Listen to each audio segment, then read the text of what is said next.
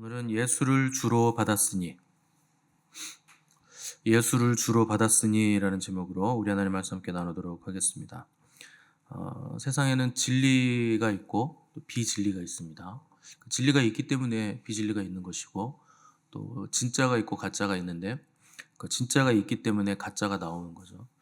그래서 진리가 없으면 비진리라는 게 존재할 수가 없고, 그 진짜가 없으면 가짜라는 게 있을 수가 없어요. 그래서 가짜가 있다는 건 진짜가 있다는 증거가 되는 것이고, 또 비진리가 있다는 건 진리가 있다는 증거가 되는 거죠. 그 세상을 혼란스럽게 만드는 건 거짓과 비진리와 가짜들, 어, 그 세력들이, 악한 세력들이 거짓과 속임수로 세상을 혼란스럽게 만드는데, 그 골로새 교회에 침투했던 이단들도 교회를 혼란하게 만들었고, 이 문제로 인해서 바울이 골로새 교회 성도들에게 진리의 복음을 쓴 것인데, 특별히 이단들의 공격 대상은 항상 그 예수 그리스도의 복음이었기 때문에 골로새서에서는 특히 예수 그리스도가 누군가, 그래서 기독론적인 관점에서 기독론의 정수를 우리에게 지금 풀어주고 있는 겁니다. 그래서 오늘 본문도 보시면 그러므로 너희가 그리스도 예수를 주로 받았으니 그 안에서 행하되 그 안에서 라고 되어 있는데, 그러므로가 앞에 나오는 이유는 그 앞에 그리스도 안에 감추어진 지혜와 지식의 모든 부어가 있음을 깨달음으로 그리스도를 믿는 믿음이 견고하여졌으니 그러므로 이렇게 연결이 된 거죠. 우리가 이제 그리스도를, 그 감추어진 지혜와 지식의 모든 부어가 있는 분을 깨달았고 또 믿었다. 그래서 그 믿음이 견고해졌으니 우리가 어떻게 해야 되냐? 그런 예수를 우리가 받았으니 그 안에서 행해야 된다 하는 겁니다. 그래서 받았다는 표현이 나오는데 일방적으로 받았다는 뜻이에요. 우리가 예수님을 찾은 게 아니고 우리가 뭐 깊게 연구해서 내가 연구하고 보니 예수 그리스도가 메시아다 이렇게 받은 게 아니죠. 그러니까 우리가 태어나기도 이전에 그리스도께서 죽으셨기 때문에 하나님의 은혜로 우리가 받았다는 겁니다. 그래서 뭐 내세울 게 없고 자랑할 게 없고 공로가 아무것도 없다는 거죠. 그래서 구원받은 지 오래되신 분들은 마치 구원이 당연한 것처럼 여겨지고, 또 내가 구원받아 마땅한 사람이지 이런 생각을 하기 쉬운데, 그렇지 않다는 겁니다. 우리가 찾은 것도 아니고 일방적으로 하나님께서 주셔서 받은 거예요. 그래서 오늘 본문에 보시면 그리스도, 예수, 주 이런 그 예수님의 칭호들이 나오는데, 이것 세 개가 굉장히 중요하죠. 그래서 베드로가 예수님께서 교회 세울 때 주는 그리스도시요 살아계신 하나님의 아들입니다, 뭐 이렇게 얘기했던 단어들이 다 나오잖아요. 그러니까 이게 굉장히 중요한 호칭이고, 우리가 주님을 고백할 때 이런 호칭들로 고백하는 게 하나님께 영광이 되고 신학적으로도 굉장히 중요하다 하는 겁니다.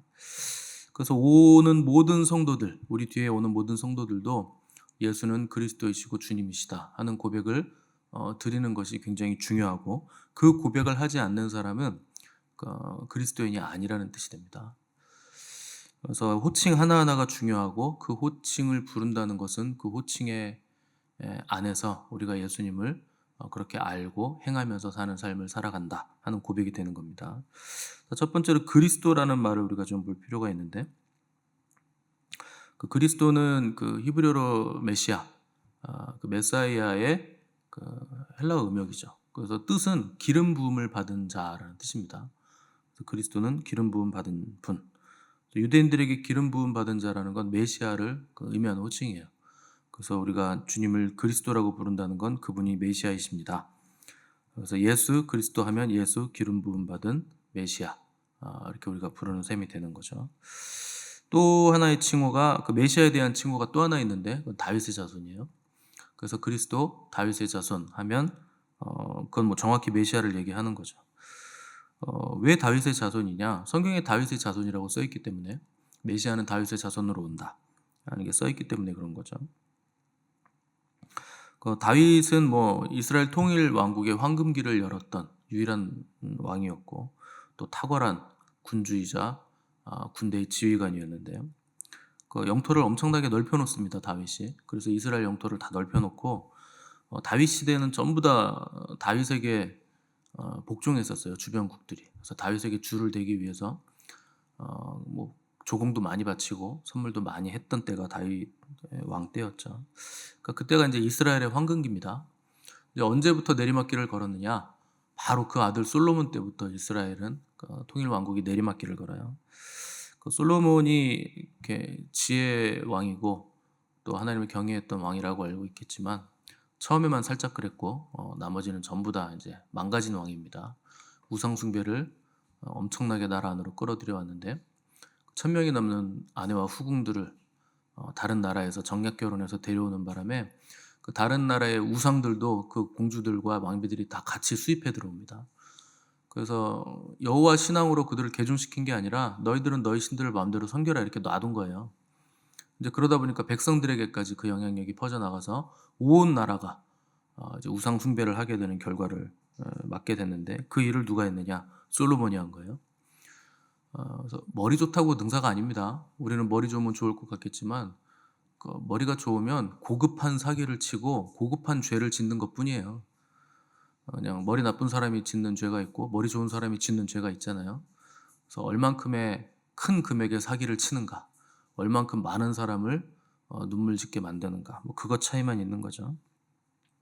또 솔로몬은 대규모 토목공사, 건축공사를 많이 일으키는 바람에 그 백성들이 굉장히 이제 고달픈 삶을 살게 됩니다. 공사에 동원되는 바람에. 그러면서 이제 통일 왕국이 내리막길을 걷고 그 뒤에 이제 여로보암과 르호보암이 통일 왕국을 둘로 쪼개면서 이스라엘의 왕국의 전성기가 이제 완전히 끝나죠. 근데 오실 메시아는 솔로몬의 후예도 아니고 이제 다윗의 후예라 이렇게 대명사가 붙는 바람에 다윗이 가져왔던 이스라엘의 황금기, 넓은 영토와 강한 군사력, 또 경제적인 그 부강함 이런 것들을 생각할 수밖에 없는 메시아가 된 겁니다. 그래서 다윗의 자손이라는 칭호가 이스라엘 사람들에게는 지금 로마 제국이 우리를 압제하고 있는데 여기서 우리를 독립시켜주고 영토를 넓히고 또 강력한 군사 정권과 부요함을 가져와서 우리를 잘 먹고 잘 살게 해주는, 먹고 살게 해주는 메시아가 올 것이다 하는 편협한 메시아관을 가질 수밖에 없게 만들었다는 거예요. 근데 아모스서나 시편이나 예언서에 보시면 그 고난받는 종에 대한 그 예언도 나오고 또 다양한 모습들이 나오는데 이제 그런 것들은 신경을 안 썼다는 거예요. 그래서 굉장히 왜곡되고 뒤틀린 메시아관을 가지고 있었다는 겁니다. 그런데 바울은 우리에게 뭐라 그러느냐? 너희들은 예수 그리스도를 받을 때 편협하고 왜곡된 메시아가 아니라 올바른 지식에 입각한 메시아를 받았다. 그래서 그분을 주로 받았다는 거예요. 그래서 그리스도와 다윗의 자손과 더불어서 가장 많이 사용되는 또 하나의 호칭이 주라는 호칭이에요. 너희는 주로 받았다, 예수 그리스도를. 이렇게 얘기하고 있는 거죠. 주라는 호칭이 사실은 더없이 중요한 호칭입니다. 우리는 주 하면 이제 주인이니까 내 인생 내가 주인 되고 싶어가지고 별로 안 쳐주는 호칭이잖아요. 근데 이 호칭만큼 중요한 게 없어요. 그 사도들은 그 자기들을 이렇게 소개할 때 예수 그리스도의 종 된 나 누구는 이렇게 소개합니다. 그 종의 존재는 주가 있기 때문에 존재하는 거예요, 종이. 그래서 종이라는 단어가 둘로스인데 이 둘로스는 사실 노예라는 뜻이에요. 그래서 나는 예수 그리스도가 주인이시고 나는 그분의 노예다. 이렇게 자기들을 표현하기를 좋아했다는 겁니다. 뭐 고린도서 6장에서 바울은 너희는 너희 자신의 것이 아니라 값으로 산 것이 되었다 이렇게 표현을 하잖아요. 그 노예라는 뜻이에요. 값으로 산 노예가 되었다. 그래서 너희는 예수 그리스도의 소유된 노예다. 근데 뭐 예수님은 태어나기 이전부터 그 수태고지 받을 때 아들을 낳으리니 이름을 예수라 하라 그러잖아요. 그 예수의 뜻이 뭡니까? 자기 백성을 저희 주에서 구원할 자. 사실은 뭐 예수라는 건 구원이라는 뜻인데 구약의 여호수아도 예수라는 이름이고 그 많은 사람들이 구원이라는 이름을 가지고 있었는데 예수 그리스도의 이름은 자기 백성을 저희 주에서 구원한다. 그러니까 예수님은 자기의 백성들이 있다는 거예요. 그 백성들은 예수님의 종이라는 거죠. 그래서 우리나라 입장과 개념으로는 누군가의 종이 된다는 건 이거는 속박을 의미한다 이렇게 이해하기 쉬운데 종 되는 것도 누구의 종이 되느냐가 중요한 겁니다. 세상의 종이 되면 세상에게 속박을 받는 게 당연한 거죠. 근데 인간은 홀로 자존할 수 있는 존재가 아니에요. 그래서 반드시 누군가에 묶이게 돼 있고 무언가의 종이 되게 돼 있는 존재입니다. 지어질 때 그렇게 지어졌어요. 그래서 홀로 스탠드 언론이야 나는 홀로 독야청청하리라 해서 자존하고 홀로 살 수 있는 그런 존재가 아니에요. 그런 존재는 하나님밖에 없어요. 온 우주에 홀로 존재하실 수 있는 분은 하나님이 유일하십니다. 나머지 모든 존재들은 다 구속받아야 되고 어딘가에 묶여야 되고 어딘가에 속박돼야 돼요.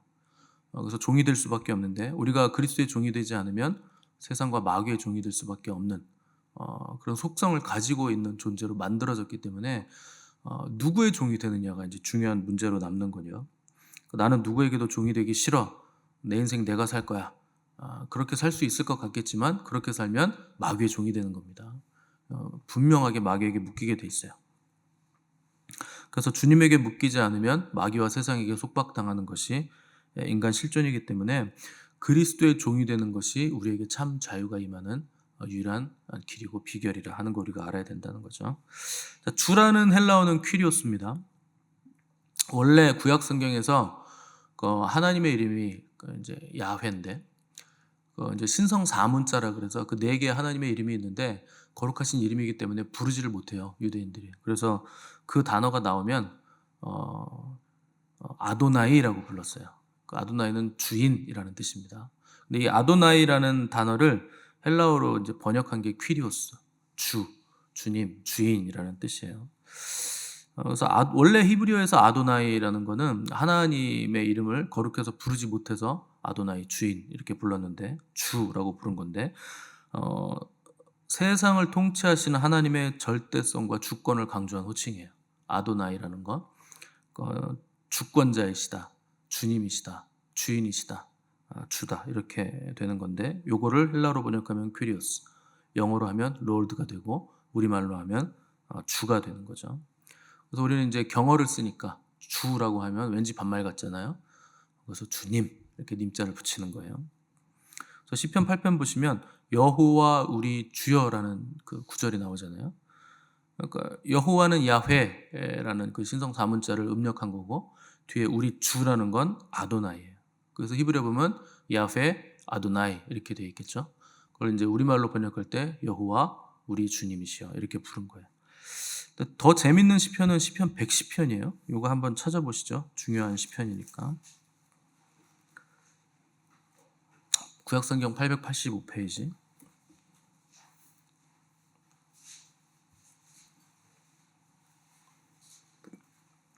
시편 110편 1절 말씀. 구약성경 885면입니다.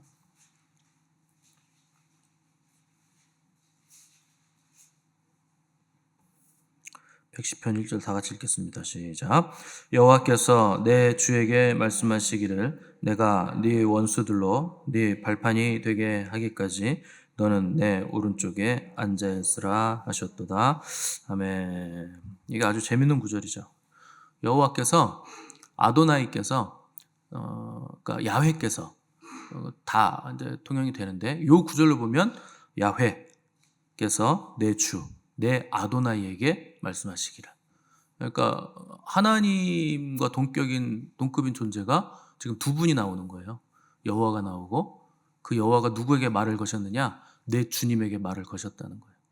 그러니까 야훼가 아도나이에게 말을 하시기를 내가 너의 원수들로 너의 발판이 되게 하기까지 너는 내 오른쪽에 앉아 있어라. 이렇게 말씀하셨다는 거예요. 이건 예수님이 오시기 전에 예수님 오시기 전 1000년 전에 살았던 다윗이 이걸 영어로 미리 보고 이 장면을 보고 이제 이 시편을 남긴 겁니다. 영어 성경을 보면 훨씬 더 재밌는데 앞에 여호와는 대문자 롤드예요. 대문자 LORD라고 되어 있고 뒤에 내 주의 주는 앞에만 대문자 L이 써 있고 뒤에는 ORD는 소문자예요.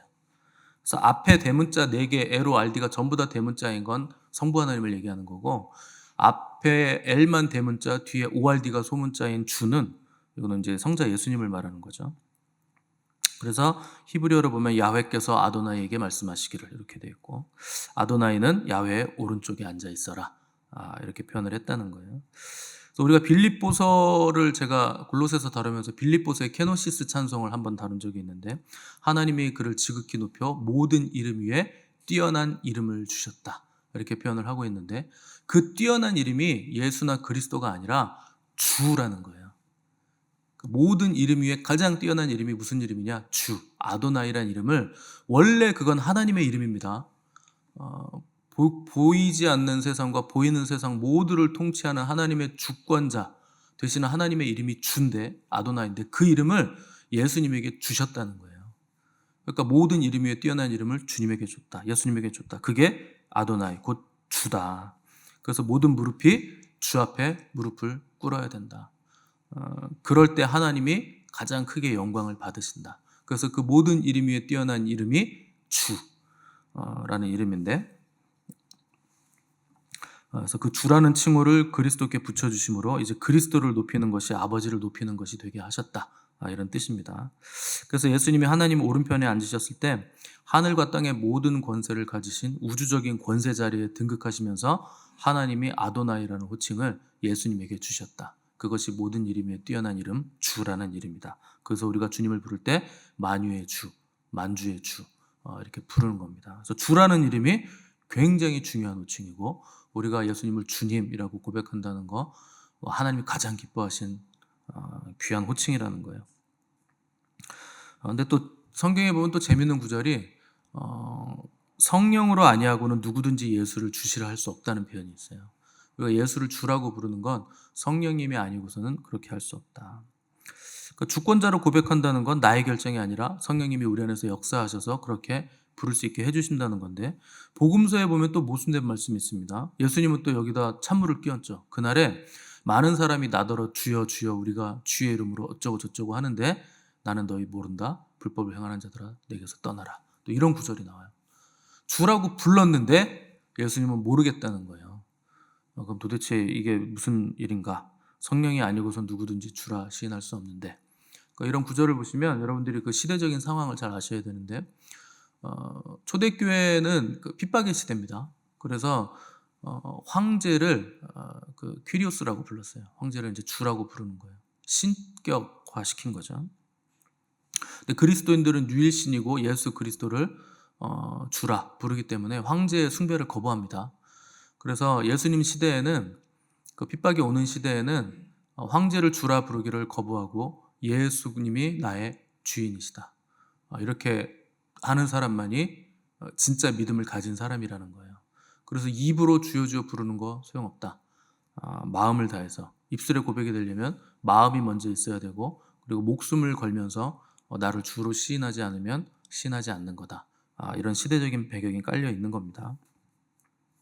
또 하나의 예수님의 칭호가 이제 구주라는 칭호예요.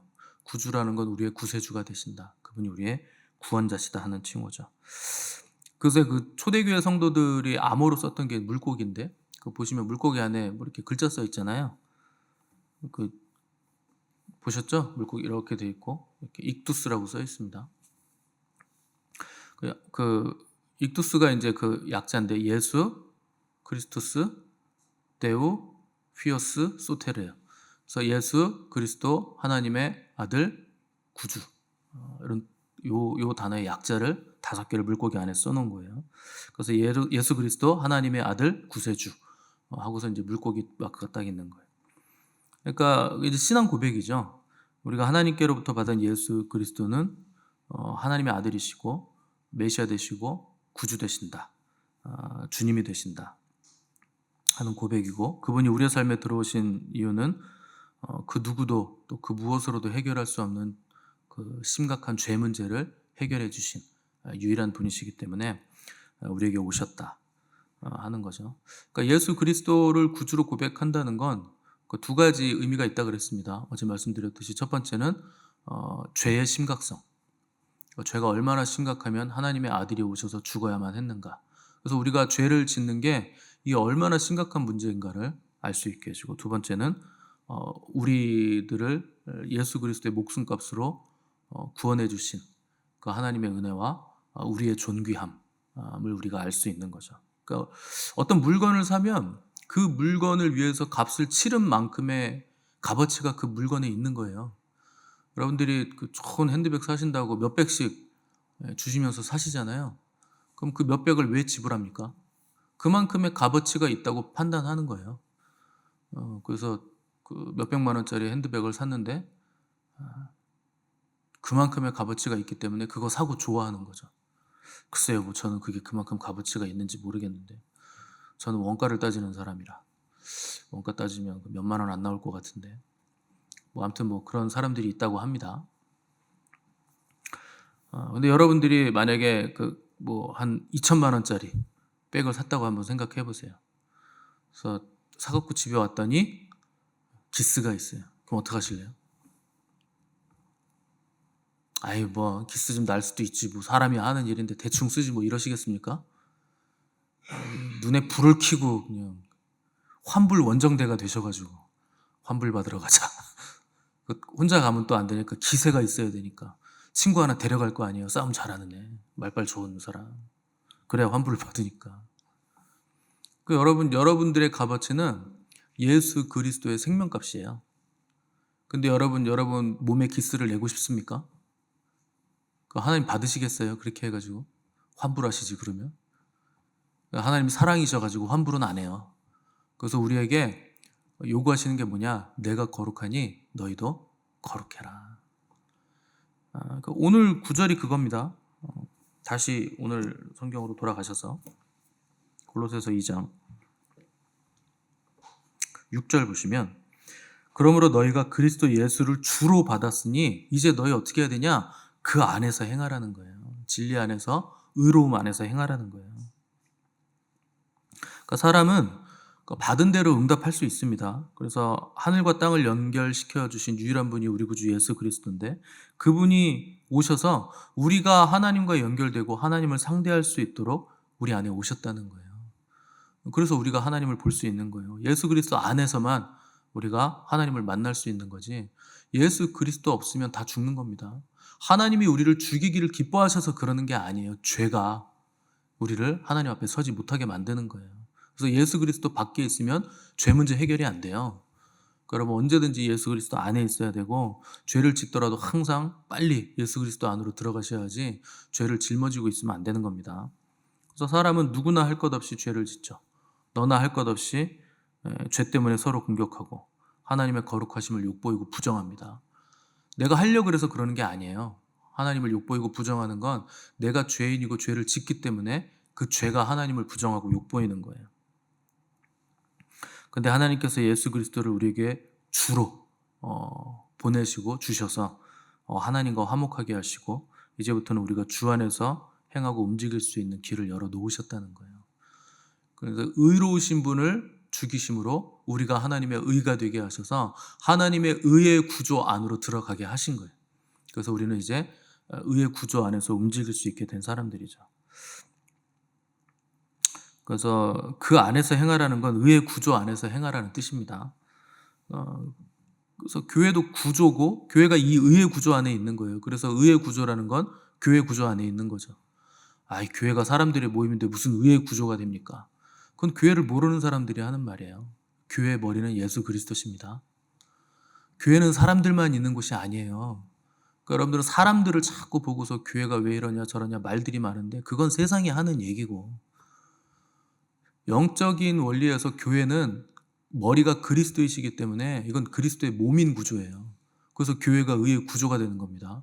그래서 교회 구조 바깥으로 빠지면 그 사람은 구원 못 받아요. 예수 그리스도가 머리 된 구조 안에서 나가는데 어떻게 구원을 받습니까? 교회 아니고서는 복음을 들을 사람도 없고 복음을 받아들일 사람도 없고 구원 받을 사람도 없어요. 교회만이 그 일을 가능하게 하는 유일한 신적인 기관이에요. 그래서 교회를 우습게 여기시면 안 되고 여러분 교회를 사랑하셔야 됩니다. 그 교회를 사랑하는 게 예수 그리스도를 사랑하시고 하나님을 기뻐하시는 거예요.